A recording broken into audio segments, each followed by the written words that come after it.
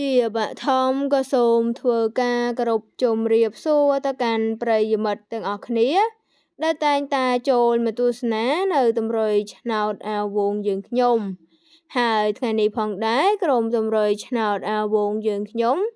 ក៏បានធ្វើការចែកលេខជូនទៅកាន់ពុកម៉ែបងប្អូនទៀតហើយក៏ដូចជារាល់ដងកុំភ្លេចជួយចុច like share នៅតម្រុយឆ្នោតអាវងម្នាក់មួយផងដើម្បីទទួលបានរាល់វីដេអូនៅលេខច្បាស់ពិសេសអាវងសូមលេខធំ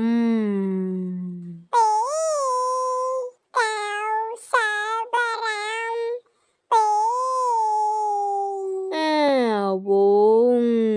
សូមលេខធំ